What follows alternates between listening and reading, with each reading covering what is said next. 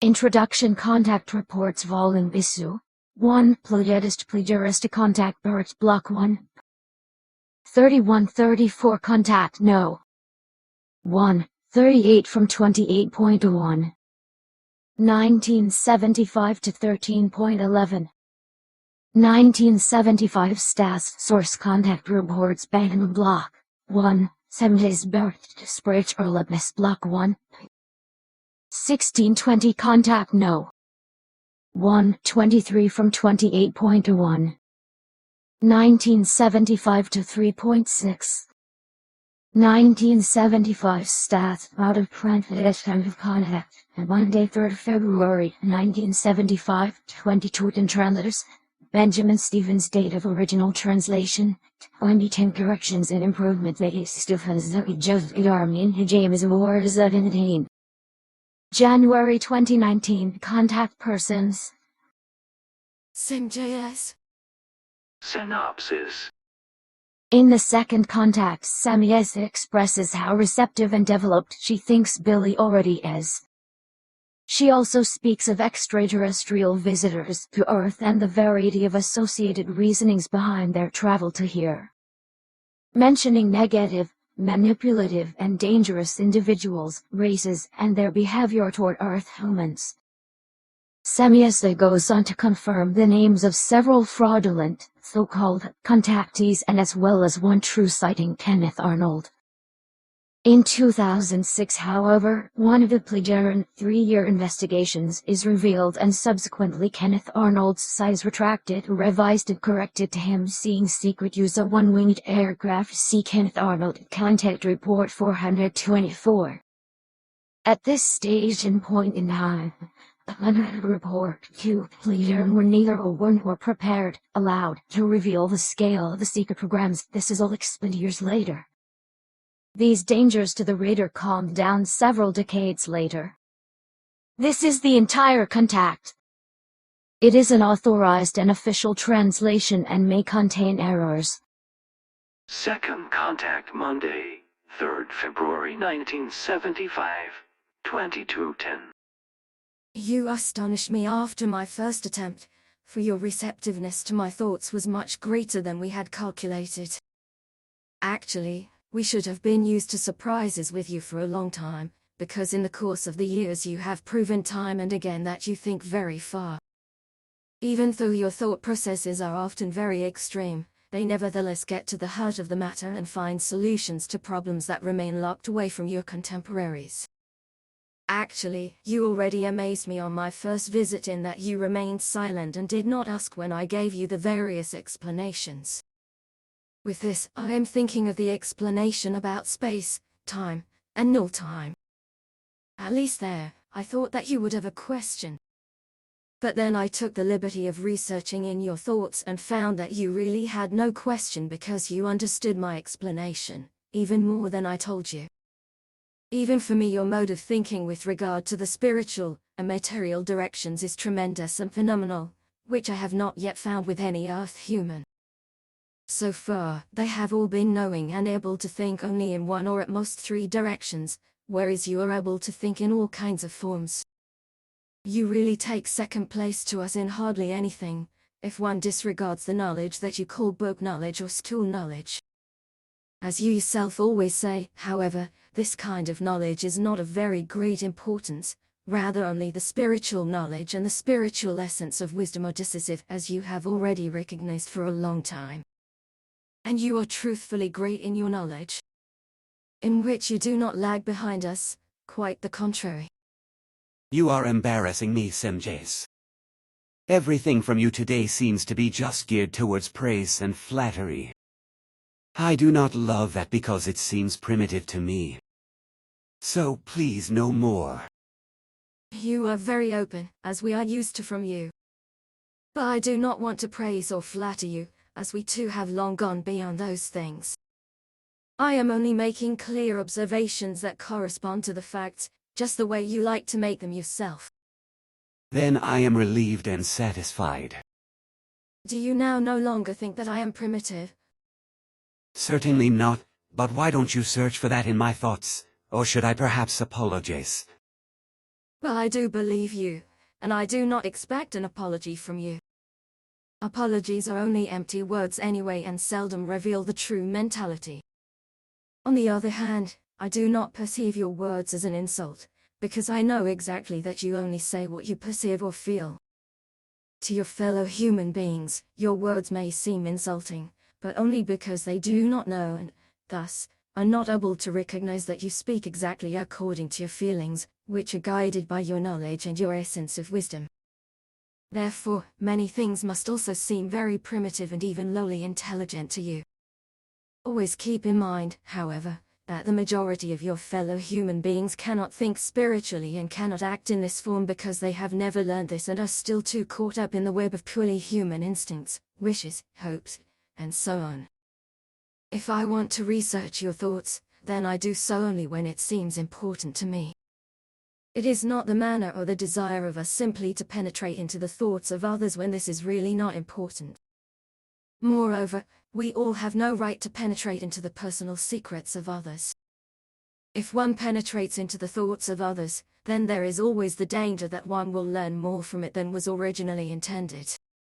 Therefore, if we, too, would disregard this recommendation, then we ourselves would know how to interpret your very last thought processes and secrets, and you would not always be able to astonish and amaze us over and over again.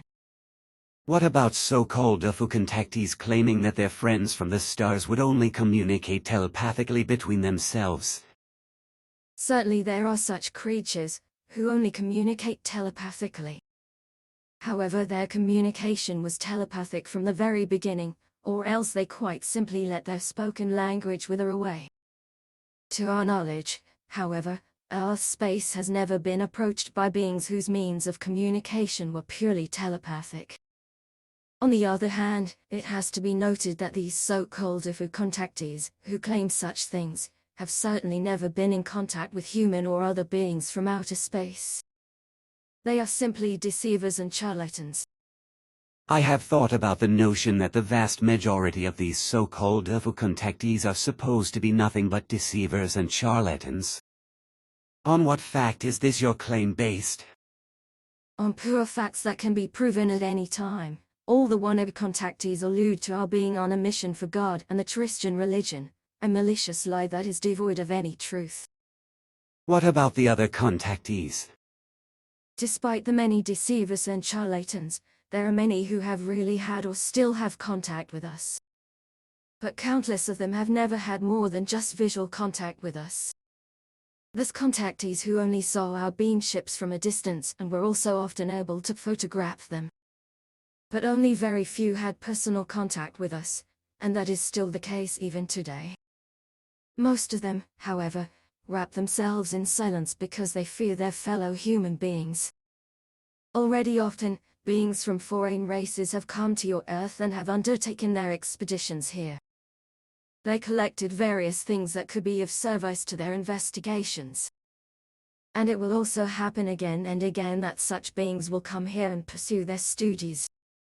They come from the most diverse worlds and systems. They are often still new in the field of travel in outer space and, therefore, carry out expeditions to expand their knowledge and cognizance. Thereby it can happen that they unintentionally come into contact with the Earth humans, only to in such a case never come back again. They do not crave power and the like, as they are glad that they finally have serenity and order in their own worlds.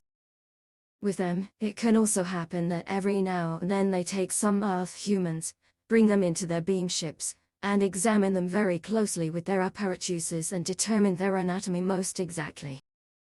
However, they let these human beings go again without exception, as they do not want to harm them.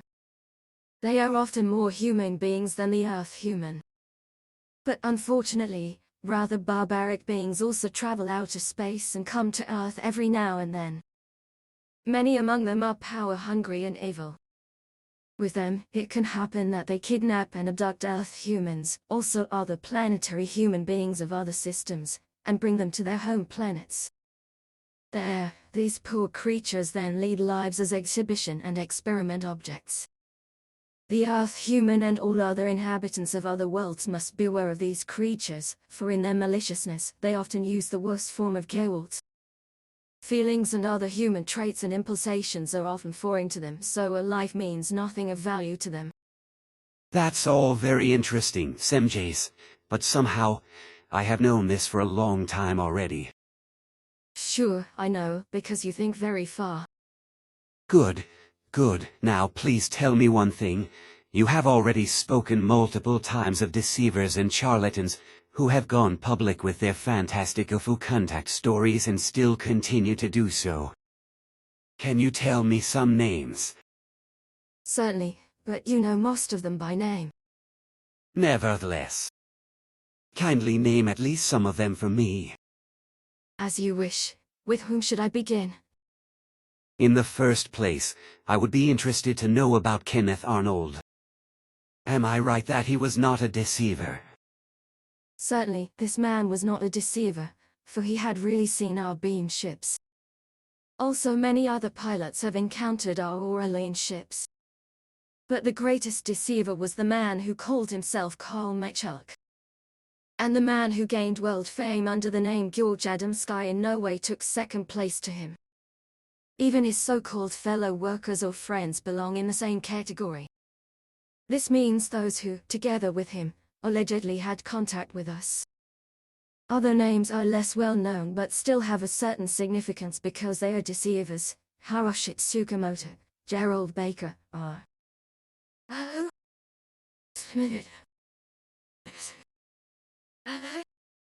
Anderson, Angel Uxay, and many, many others. Thanks, that's already enough. Are they really all deceivers?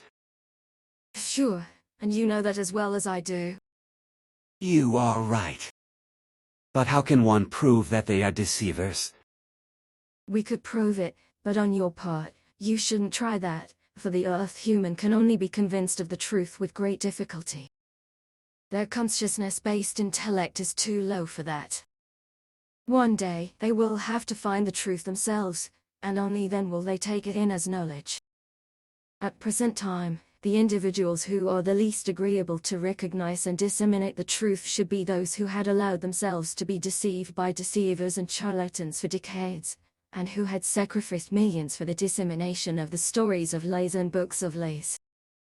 For them a world would collapse because they would have to recognize themselves as deceived and would have to disgrace themselves in front of the public.